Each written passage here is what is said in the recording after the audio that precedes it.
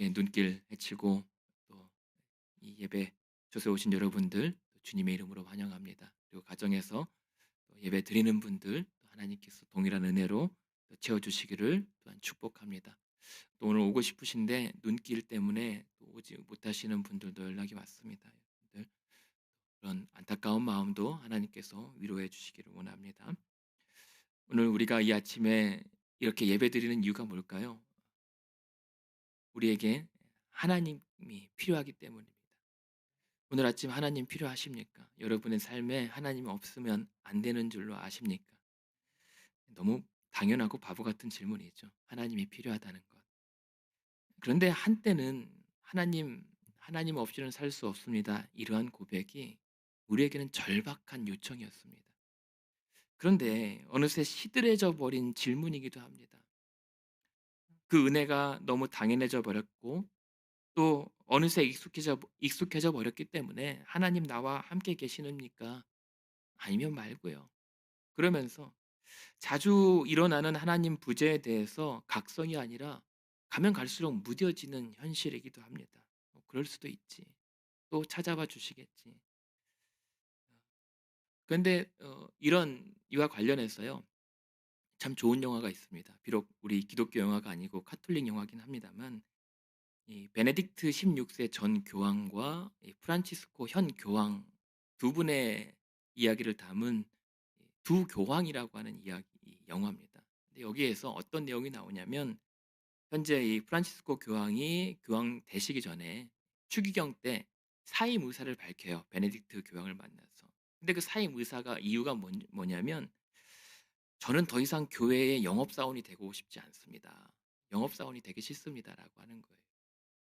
그런데 이 말을 들은 이 베네딕트 교황이 뭐라 그러냐면 "아니요. 내가 그만둬야겠습니다."라고 하는 거예요. 또 이유가 뭐냐면 더 이상 신의 음성이 들리지가 않습니다. 하나님의 소리를 지금 듣지를 못하기 때문에 "내가 그만둬도 된다."라고 얘기합니다. 여러분 들으시기에는 누가 그만둬야겠습니까? 근데 이러한 대목을 보면서 제 스스로에게 묻는 거예요. '나는 영업사원 목사가 아닌가? 그리고 우리는 어느새 영업사원 성도로 전락한 것은 혹시 아닐까? 그저 생계와 또 하나님의 복을 받기 위해서 어쩔 수 없이 신앙생활하는 현실 말입니다. 그러니 하나님의 음성을 듣지 못해도 괜찮고 하나님의 뜻과는 상관없이 살아도 그냥 괜찮은 것이 자주 우리가 맞부닥뜨리는 현실 같아서 한번 질문을 해보게 되었습니다. 그런 이 맥락에서 오늘 본문에서 모세가 하나님께 주의 영광을 내게 보여주십시오라고 하는 이 간청은요. 오늘 우리가 이 예배를 통해서 회복해야 될 기도의 제목입니다. 이 말은요. 하나님 없이는 내가 살 수도 없고 하나님께서 함께하지 아니하시면 내가 한 발자국도 나가지 않겠습니다. 나갈 수 없습니다라고 하는 뜻이기 때문입니다. 내 현실이 너무나도 힘들고 지치고 답답하지만 그래서 하나님 얼굴 한 번만 보여주십시오.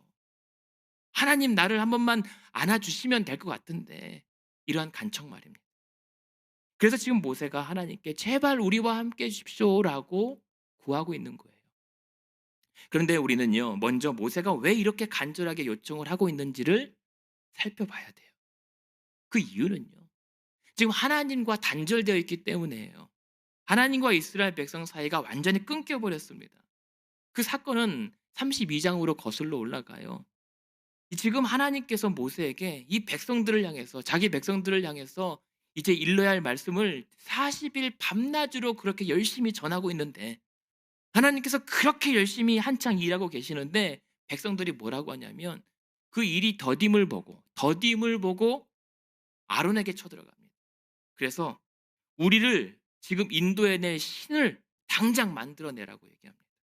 근데 이 신을 만들어 내라고 하는 이 신이 복수형이에요. 단수가 아닙니다.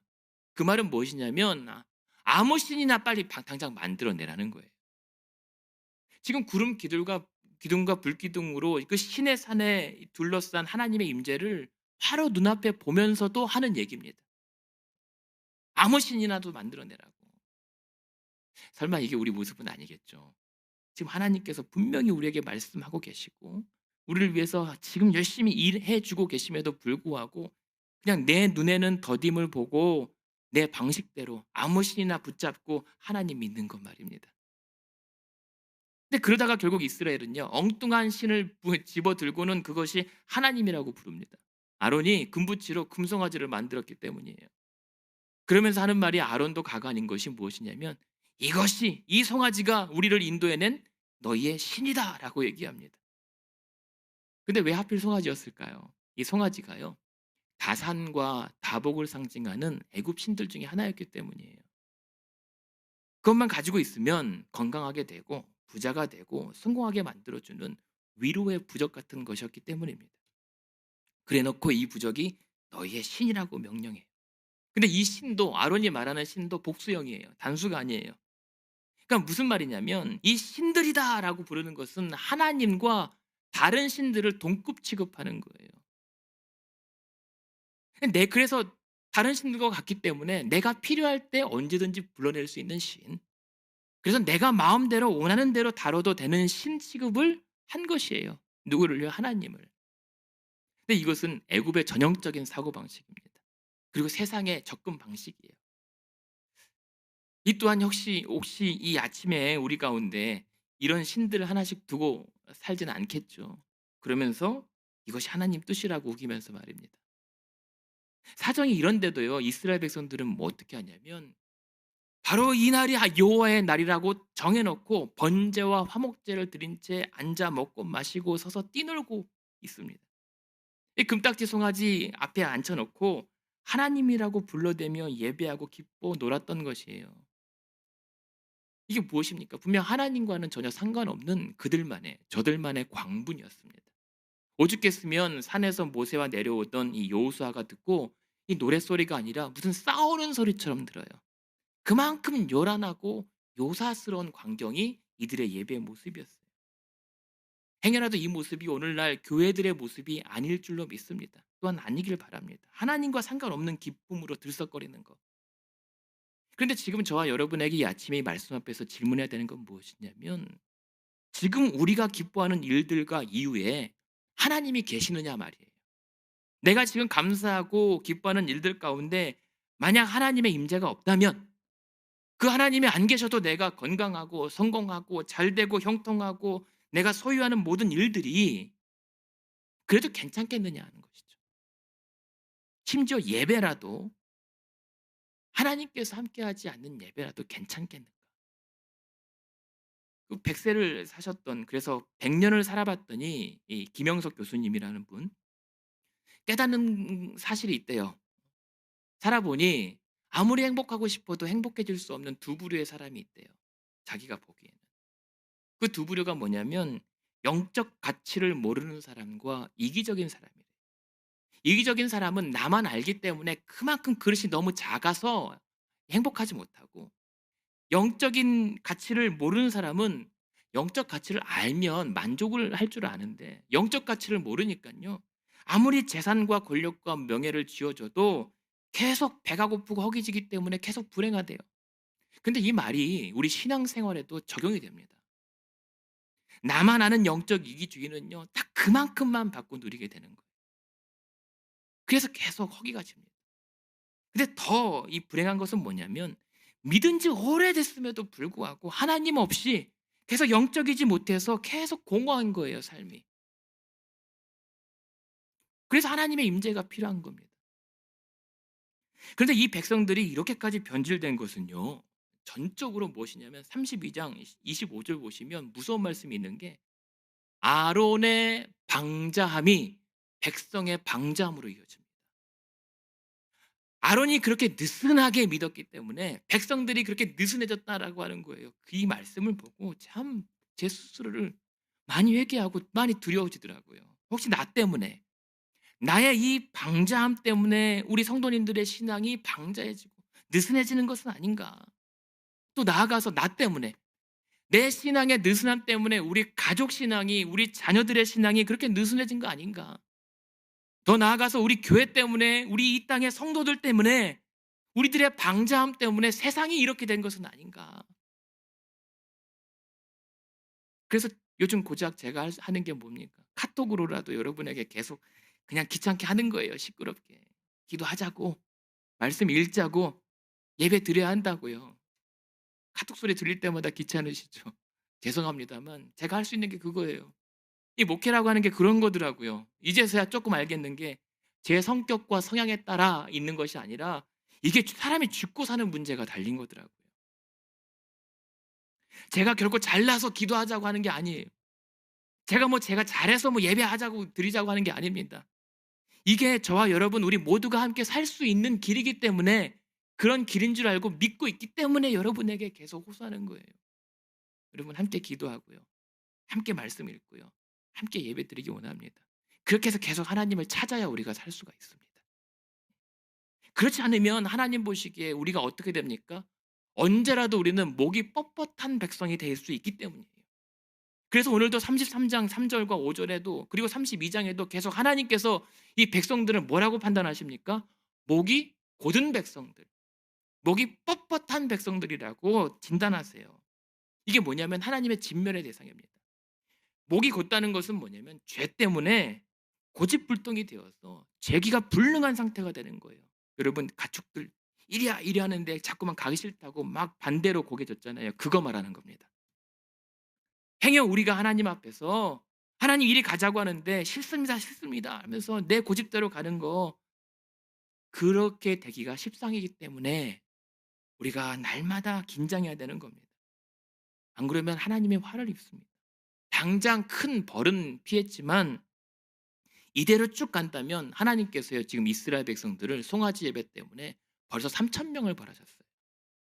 그런데도 정신을 못 차리면 뭐라고 말씀하신 줄 아십니까? 하나님께서 이스라엘 백성들과 내가 가면 길에서 이들을 진멸할까 봐 두렵다라고요.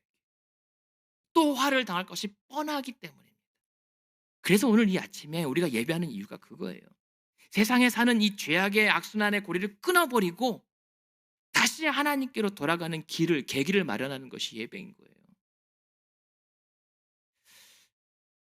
그래서 지금 이 때문에 이 된 상황 때문에 모세가 하나님과 이 백성들의 관계를 중재하고 있어요. 하나님 좀 도와주십시오. 봐주십시오.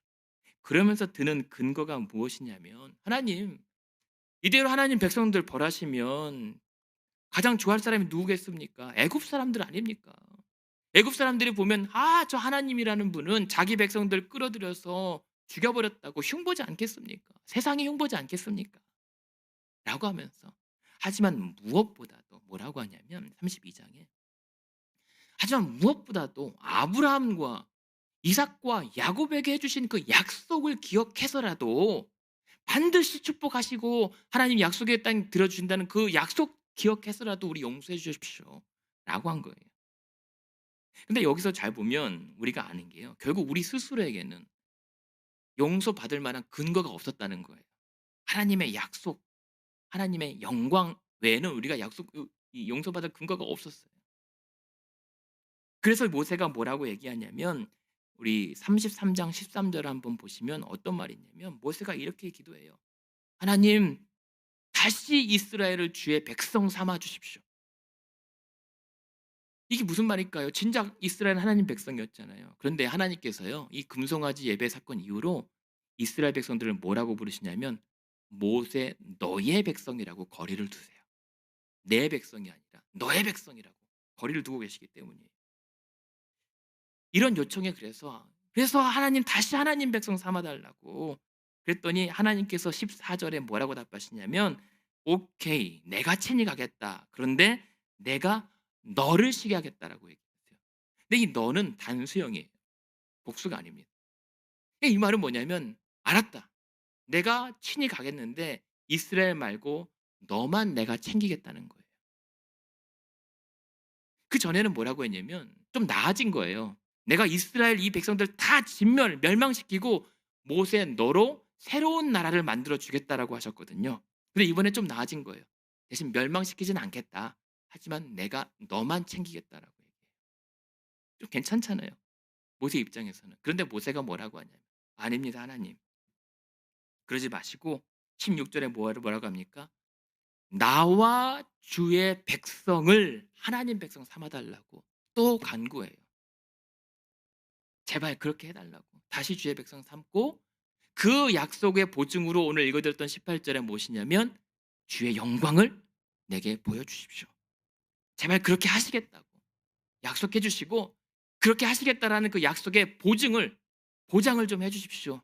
그러니 하나님 나에게 그 영광을 하나님의 얼굴을 내게 비춰 주십시오라고 매달렸던 거예요. 더 큰 확신을 구했던 겁니다. 바라기는요. 오늘 이 아침에 하나님의 얼굴을 구하는 저와 여러분에게 이러한 갈급함이 있었으면 좋겠습니다. 간절함으로 하나님 앞에 매달리는 이러한 뜨거움이 일어나기를 원합니다. 네. 그러니까 이쯤 되면은 기특해서라도 하나님께서 응답해 주셔야 되잖아요. 그런데 하나님께서 당황스러운 답변을 해주세요. 19절에 보시면 뭐라고 합니까? 하나님께서 딱 선을 그어요. 그것은 내 고난이지 네가 결정할 사안이 아니라는 거예요. 지금 생각해 보시면 다시 돌아보시면 주여 내게 그 영광을 보여주십시오라고 하는 말은 간청보다 명령형이에요. 명령하는 거예요. 그렇게 하셔야 된다라고 우회적으로 하나님께 명한 것입니다. 사실 모세는 계속 그렇게 해왔어요. 하나님을 다그쳐 왔어요. 하나님 내 이름 지워버리십시오. 하나님 주의 백성 삼으셔야 합니다 라고 했던 거예요. 하지만 하나님께서는 우리가 잘 알아야 되는 게요. 하나님은 우리가 다그친다고 일하시는 분 아닙니다. 하나님은 스스로 계시고 스스로 일하시는 분이에요. 그래서 무엇이라고 말씀하십니까? 19절 뭐라고 말씀하시죠? 여호와께서 이르시되 내가 내 모든 선한 것을 내 앞으로 지나가게 하고 여호와의 이름을 내 앞에 선포할 것인데 단 나는 은혜 베풀 자에게 은혜를 베풀고 긍휼히 여길 자에게 긍휼을 베푼다라고 해요. 이 말은 뭐냐면 내가 이렇게 하든 저렇게 하든 그것은 내 자유다라고 하는 관용적인 표현이에요.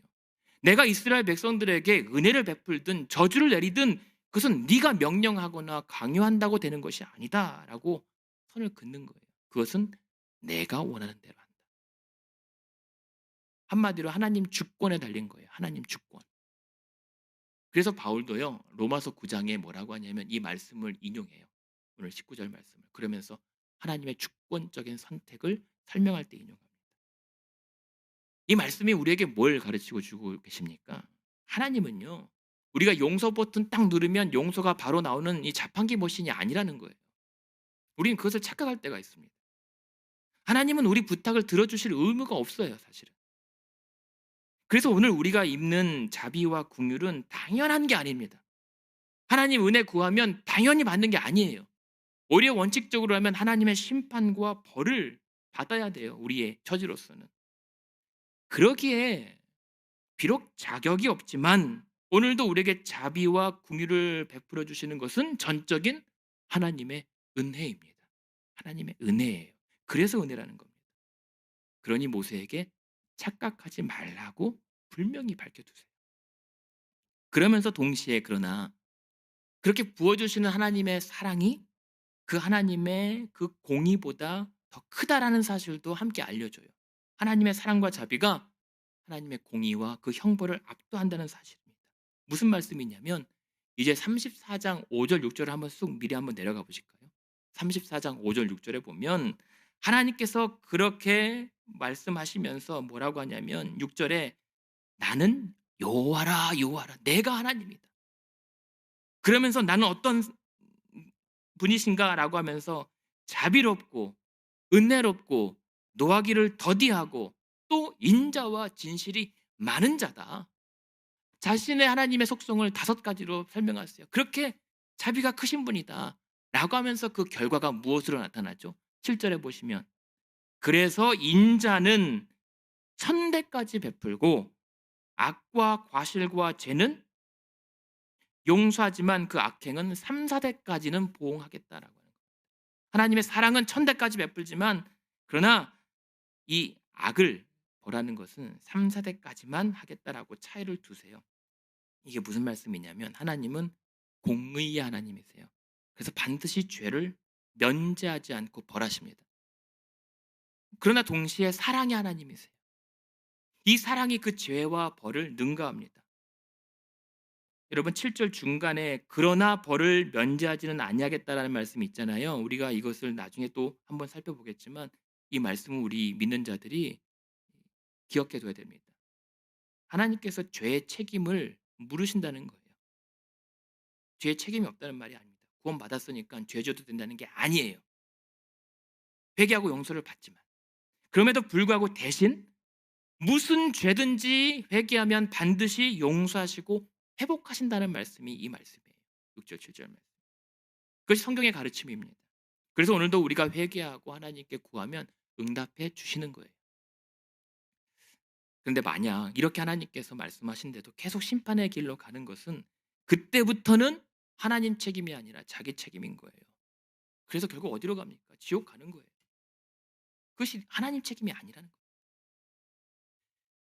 그러면서 하나님께서 이 모세에게요 응답해 주시는데 어떻게 영광을 보여주십니까?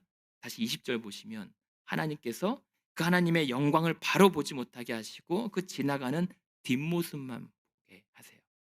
왜 하나님께서 모세에게 보여줄 거면 얼굴 보여주시면 되는데 왜 뒷모습만 보여실까요? 20절에 뭐라고 되어 있죠? 나를 보면 죽기 때문에. 우리가요 하나님 영광의 그 거룩한 빛이 바로째면요 이 하나님의 영광의 빛은 죄와 죄된 것들을 다 죽여합니다. 소멸합니다. 그래서 볼 수가 없는 거예요. 그래서 거룩이 문제가 중요한 겁니다. 우리가 레위기를 이번 주에 계속 읽고 있잖아요. 이 레위기에서 거룩을 강조하고 예배를 강조하는 이유가 그것입니다. 살기 위해서 사는 길이기 때문에. 모세가 지금 주의 영광을 보여달라고 하는 이 기도가 얼마나 무서운 것인지 아직 몰랐던 거예요. 그럼에도 불구하고 이 뒷모습을 보여주신 것은 또 다른 하나님의 자비입니다. 근데 하나님의 이 뒷모습에 보여주신 자비가 뭡니까? 이 하나님의 은혜가 뭡니까? 은혜와 긍휼을 베푸시는 거예요. 이 말을 어떤 분이 이렇게 해석하셨는데 동의가 되더라고요. 그래서 우리는 그 하나님의 은혜와 긍휼을 뒤따라가기만 하면 된다는 거예요. 그렇게 하나님은 이스라엘 백성들과 언약을 맺어 다시 화해해 주셨어요. 그리고 다시 이스라엘의 하나님의 영광이 충만하게 임재하게 됩니다. 사랑하는 우리 성도님들, 오늘도 이 하나님의 화평케 해 주신 은혜가 우리에게도 주어진 줄로 믿습니다. 그 하나님의 은혜와 그 긍휼을 우리는 뒤따라가기만 하면 되는 줄로 믿습니다. 그런데 놀라운 거 무엇인 줄 아십니까, 여러분? 정말 놀라운 것은요. 지금 오늘 모세는 비록 바로 보지 못한 그 영광을 우리에게는 더 확실하고 분명하게 보여주셨다는 거예요. 그리고 더 강력한 약속을 맺어주셨다는 거예요. 요한복음 1장 14절인데요. 요한복음 1장 14절 스크린에 있거든요. 우리 같이 한번 읽어볼까요? 시작. 말씀이 육신이 되어 우리 가운데 거하심에 우리가 그의 영광을 보니 아버지의 독생자의 영광이요 은혜와 진리가 충만하더라. 아멘. 무슨 말씀입니까? 예수님께서 아직도 우리가 목이 곧아서 죄인된 우리를 먼저 찾아와서 임마누엘로 우리 가운데 거해 주시고 우리로 그 하나님의 영광을 보게 하셨는데 그래서 불과 구름처럼 은혜와 진리가 우리 가운데 충만하게 해주셨다라고 하는 뜻이에요. 예수 그리스도께서는요, 예수님은 보이지 않는 하나님의 영광이세요. 그 영광을 우리에게 보내주시고 보게 하시고 만지게 하신 거예요. 그래서 그 이름을 믿는 자들에게는 하나님의 자녀되는 권세가 되게 하셨어요. 자녀되는 권세. 아비가 부모가 자녀를 버리지 않잖아요. 끊어낼 수 없는 그 강력한 약속으로 우리를 화평케 하셨다는 거예요. 그래서 이제 우리는 그 예수님을 뒤따라갈 때 그 은혜와 진리가 충만해서 우리의 죄를 가려 죽지 않고 오히려 화평과 평강을 누리게 된 거예요. 예수님을 뒤따라가십시오. 요즘처럼 우울하고 지치고 우리 눈에 보기에는 일이 더뎌지잖아요. 우리의 일의 더딤을 볼 때 여러분 하나님의 영광의 빛으로 충전하십시오. 여러분의 삶을 충전하십시오. 그러기 위해서는 첫 번째 무엇을 해야 됩니까? 하나님과의 관계를 회복하십시오. 하나님과의 관계요. 오늘 하나님의 영광이 언제 임하였죠? 단절된 하나님과의 관계를 회복할 때 임하였어요. 모세처럼 말씀 듣고 그렇게 간절히 기도하며 하나님과 동행하시길 바랍니다. 여러분, 이 모세가 이러한 하나님의 영광을 그렇게 누릴 수 있었던 것은요, 그의 습관이었어요. 33장 12절 한번 보시면, 7절에 보시면 뭐라고 했습니까? 모세가 항상 장막을 취하여 그 따로 특별한 처소를 마련하고 하나님과 동행하고 친구처럼 얘기해 왔던 거예요. 특별한 처소를 마련해서 하나님과 친구처럼 대화하며 그런 임재를 누리는 우리 되기를 원합니다. 또한 성도를 위해서, 이 목사를 위해서, 교회를 위해서 중보하며 기도하는 여러분 되시길 원합니다. 그래야 하나님의 영광이 또 임합니다. 왜요? 하나님의 영광이 하나님과 그 백성들의 관계를 회복을 위해서 중재할 때, 화평케 할 때 임하였기 때문입니다. 우리 교회와 모든 성도님들이 이 하나님과의 관계를 놓치지 않도록 계속 우리 함께 기도해 주시길 바랍니다. 자꾸만 마음은 안 그런데, 육신이 상황이 자꾸만 그런데 자꾸만 이 손이 약해지잖아요. 그래서 우리 하나님 말씀 공동체의 대우를 유지할 수 있도록 주중 모임, 비록 어렵지만 온라인으로라도 모여서 서로를 붙잡아 권면해 주십시오. 그래서 우리 가운데 하나님의 영광이 떠나지 않고 늘 충만하게 거할 수 있도록 힘쓰십시오. 그런데 이 일은 무엇보다도 우리 성도와 성도들 간의 관계가 두 마음이 아니라 한 마음으로 먼저 화평케 될 때 또한 일어나는 하나님의 은혜입니다. 더 나아가서요, 하나님과 세상의 화목을 위해서 애쓸 때 하나님의 영광은 임하게 되어 있습니다. 우리가 요즘 목도하고 있듯이 요즘 이 어려운 시기를 통해서 그동안 가려 보이지 않던 우리 교회들의 연약함이 적나라하게 드러나고 있지 않습니까? 너무 안타까운 상황이죠. 그래서 우리가 당장 해야 될 것이 무엇입니까? 외연과 확장이 아니라 내실과 본질에 충실할 때입니다. 앞으로 반드시 다시 주실 교회의 회복과 부흥을 위해서는 우리가 당장은 교회 플러스 알파라는 타이틀을 떨쳐내고 이 하나님의 하나님 되심 앞에 교회의 교회다움, 성도의 성도다움에 집중해야 할 때입니다. 그래서 우리만 말고 다시 세상을 하나님께 중재하고 중보할 수 있는 역량을 다시 갖추어 나가야 돼요. 추스려야 될 때입니다. 그것이 바로 성도의 회복이고 교회의 부흥입니다. 그래서 저는 지금이야말로 하나님의 능력이 그때와처럼 다시 동일하게 임할 수 있는 하나님 능력의 시기라고 저는 믿습니다. 부흥의 때라고 저는 믿습니다. 그런데 두 번째, 이를 위해서는 바른 신앙을 회복해야 됩니다. 이 바른 신앙은요, 바른 예배로 드러나게 되어 있습니다. 그 말은 무엇입니까? 바른 신앙 회복을 위해서는 바른 예배 회복하셔야 됩니다. 레위기의 말씀도 계속 반복하잖아요. 바른 예배가 드려질 때 하나님의 영광이 임한다고요. 오늘 사건의 시작이 어디에서 시작됩니까? 하나님 아닌 다른 것을 하나님이라고 우기면서 시작된 거예요. 하나님 플러스 알파는 다 금송아지입니다. 하나님 영광이 아니라 하나님 믿고 그 다음에 이루어질 일들에 집중하는 거예요. 그것이 설령 성공이고 부자고 또 건강일지라 할지라도, 그것이 내가 너무 힘들어서 지친 자기 연민과 혹은 가족, 직장, 사업, 그 명예스러운 일들, 심지어 교회와 내 믿음까지도, 그것이 하나님과 동급이 되면 다 우상과 부적이 됩니다.